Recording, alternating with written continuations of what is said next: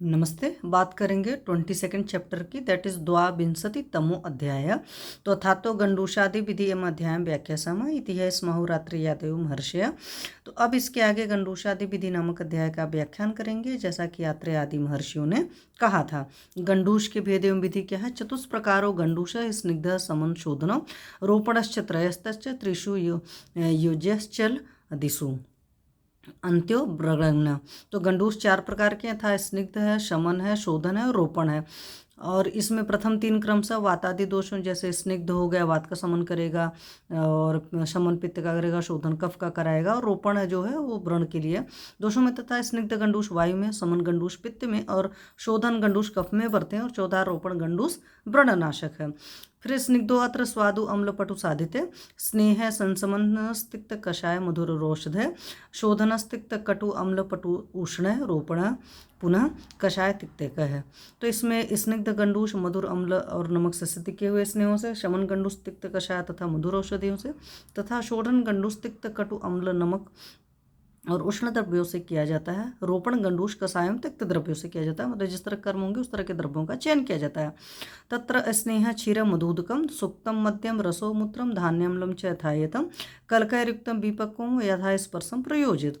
तो इसमें स्नेह, दूध, मधु का पानी, सुक्त, मध्य, मांस रस, मूत्र, धान्याम्ल, इनको दोषों के अनुसार कलकों से मिलाकर सिद्ध करके अथवा बिना सिद्ध किए ही शीतल या उष्ण जैसा योग्य हो वैसा बरतें। अब है दंत हर्ष आदि में गंडूष। तो दंत हर्ष हो रहा है, सेंसेशन हो रहा है, तो वहाँ पर कौन सा गंडूष होगा। दंत हर्षे दंत चाले मुखरोगे च वातिके सुखोष्णम अथवा शीतम तिलक कलकोदगम हितम गंडूष धारणे। तो दंत हर्ष दंत के हिलने और वातजन्य मुखरोग में थोड़ा गर्म अथवा शीतल तिल कल्क का पानी गंडूष धारण में उत्तम है। अब उसके अलावा सामान्य गंडूष।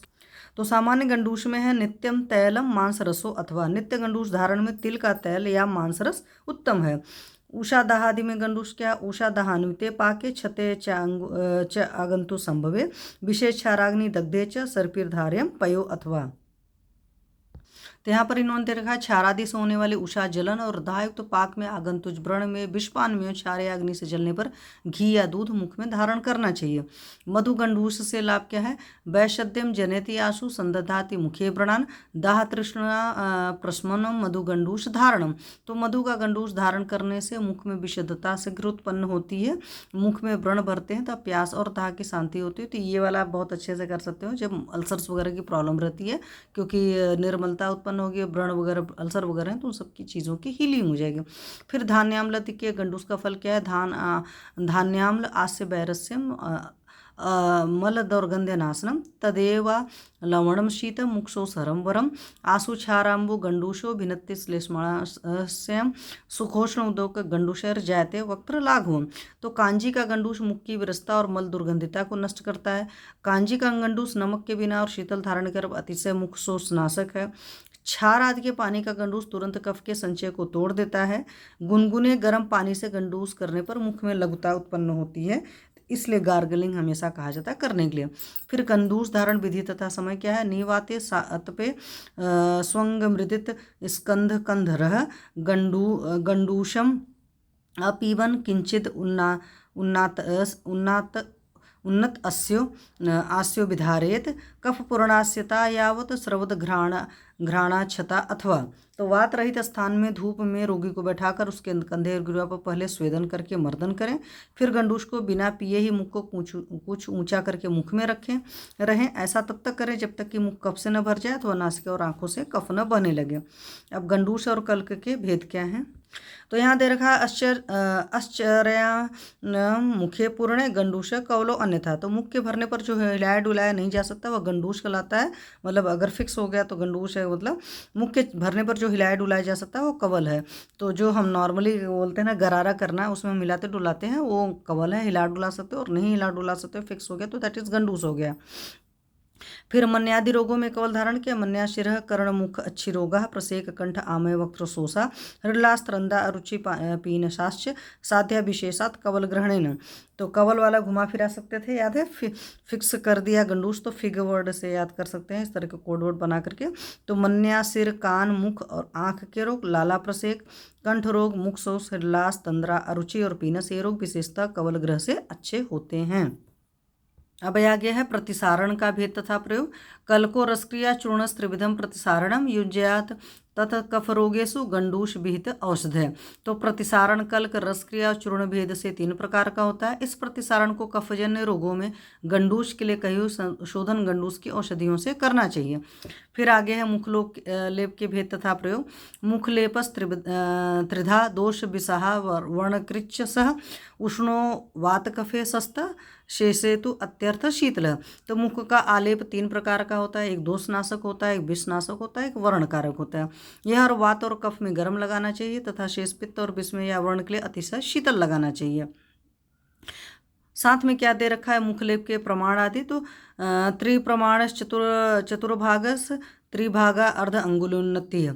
तो लेप की मोटाई 3 प्रकार के, अंगुली का 1/4 भाग जितना मोटा, अंगुली का 1/3 भाग जितना मोटा और अंगुली के 1/2 भाग जितना मोटा लेप करना चाहिए।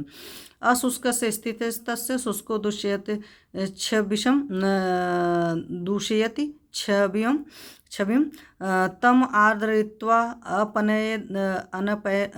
अपनयेत तद अंते अभ्यंगम आचरेत। तो मुख का लेप गीला ही स्थित रहता है और सूखा हो जाने पर कांति को दूषित करता है। सूखे लेप को गीला करके हटाएं। लेप को हटाने के पीछे अभ्यंग न करें। मुख पर लेप तभी तक लगे रहना चाहिए जब तक यह गीला रहे। फिर मुख लेप के अयोग्य कार्य तथा व्यक्ति। तो विवर्जयेद दिवा स्वप्न भाष्य अग्न्या आतप शुक क्रुध न योज्य पीनसे अजीर्णे दंतनस्य अनुग्रह अरोचके जागृते। तो मुख पर लेप करके दिन में सोना, बोलना, अग्नि, धूप, चिंता और क्रोध का परित्याग करना चाहिए। पीनस में, अजीर्ण में, नस्य देने पर, अनुग्रह में, अरोचक में तथा रात्रि जागरण में मुख पर लेप न करें। अब मुख लेप से क्या क्या लाभ होता है तो यहाँ पर दे रखा है सतु हंति सुनियोजित अकाल पलित व्यंग बलि तिमिर नीलिका। तो विधि पूर्वक लगाने से मुख का आलेप असमय में वृद्धावस्था, व्यंग बलि, तिमिर और नीलिका को नष्ट करता है। अब फिर ऋतु के अनुसार मुख लेप क्या है। कोल मज्जा वृषानमूलम शाबरम गौर सरसपा सिंही मूली तिलहा कृष्णा दारवी त्वंग निस्तुषायवा दर्भमूल हिम उशीर शिरीषम इशित तंडुला कुमुद उत्पलक वार द्वार दुर्वा मधुक चंदनम कालियक तिल उशीर मांस तगर पद्मकम। फिर दे रखा है तालिश गुंद्रा पुंड्रा यह यष्टि काशनता घरु इत्यर्धार उर्दिता लेपा हेमतादिशु सट्टी स्मृता। तो 6 तरह के लेप हैं। बेर की गुठली, अड़ूसे का मूल, शाबर लोद्र, श्वेत पीली सरसों। दूसरा है कटेरी की जड़, काले तिल, दारू हल्दी की छाल तुस रहित जौ। तीसरा है दाब की जड़, चंदन, खस, सिरीस, सौंफ, चावल की कणिकाएं। चौथा है कुमुद, उत्पल, कहवार, दूब, मुलेठी, चंदन। पांचवा है कालियक, तिल, खस, जटामांसी, तगर और पद्माक। छठा है तालीस, इतकट, पुंडरीक, मुलेठी, कास, तगर और अगरू। ये आधे आधे श्लोक में कहे 6 लेप क्रमशः हेमंत आदि 6 ऋतुओं में लगाना चाहिए। तो ऋतु के अनुसार ये लेप हैं। ऑलरेडी इस पर बना करके डाला हुआ है चैनल पर, देख सकते हो आप लोग।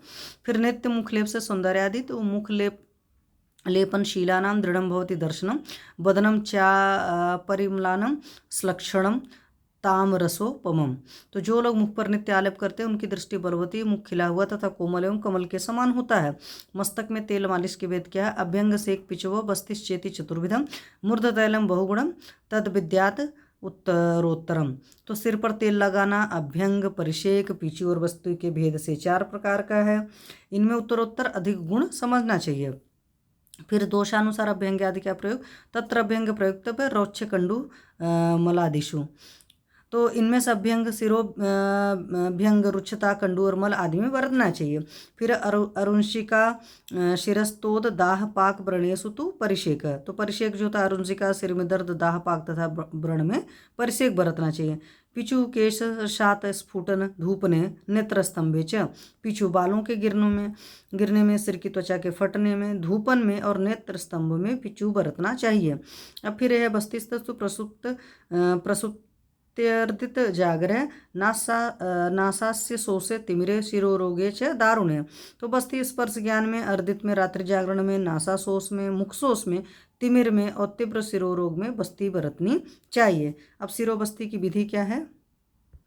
तो आगे है विधिस्तस्य निषणस्य पीठे जानु समे मृतो शुद्धाक्त शून्य देहस्य दिनांते गव्य माहिषम 12 अंगुल विस्तीर्णम चर्मपट्टम शिरासमम अश्वाकर्ण बंधन स्थानम ललाटे वस्त्रवेष्टिते चैललेणिकया बद्ध्वा माशकल्केन लेपेत ततो यथा व्याधि श्रितम स्नेहम कोष्णम निषेचेत ऊर्ध्वम केशभुवो यावद अंगुलम।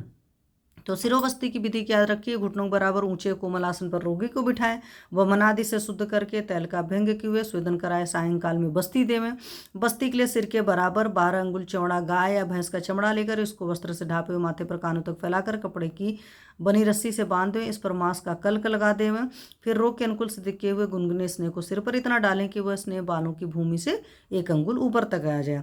फिर क्या है, धारे चितम आव वक्त्र नाशिका उत्क्लेश दहा साष्टव सट चलादिशु मात्रा सहस्राणी अरुजे तू एकम। तो इस स्नेह को तब तक धारण करें जब तक मुख और नासिका से स्राव न हो। वायु रोग में 10,000 मात्रा तक, पित्त रोग में 8,000 मात्रा तक और कफ में 6,000 मात्रा तक इस स्नेह को धारण करना चाहिए। स्वस्थ अवस्था में 1,000 मात्रा तक इस स्नेह को धारण करना चाहिए। फिर स्कंधादि मर्दयत मुक्त स्नेह से परमम सप्ताहम तस्य सेवनम।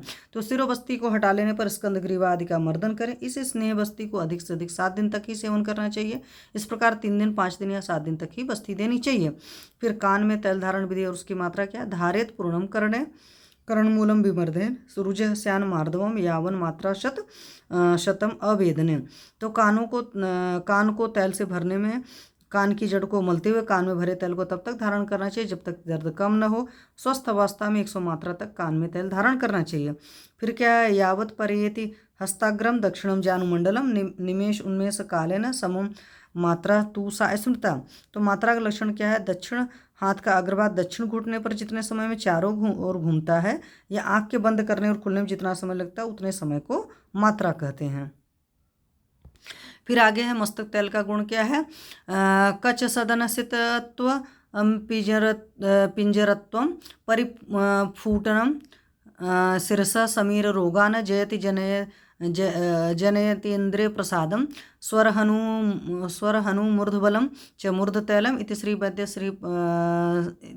श्री वैद्यपति सिंहगुप्त सूनु श्रीमद्भागवत विरचितायाम अष्टांग हृदय संहितायाम सूत्रस्थाने गंडूषादि विधि नाम 22 अध्याय। तो सिर पर तैल लगाने का फल क्या होता है, सिर पर तैल लगाने से बालों का गिरना, बालों का सफेद या भूरा होना, सिर की त्वचा का फटना और वातजन्य रोग नष्ट होते हैं, इंद्रियों की निर्मलता, स्वर हनु और सिर में बल आता है। इस प्रकार विद्योतनी हिंदी टीका में सूत्रस्थान का गंडूषादि विधि नामक 22वां अध्याय समाप्त हुआ। Thank you.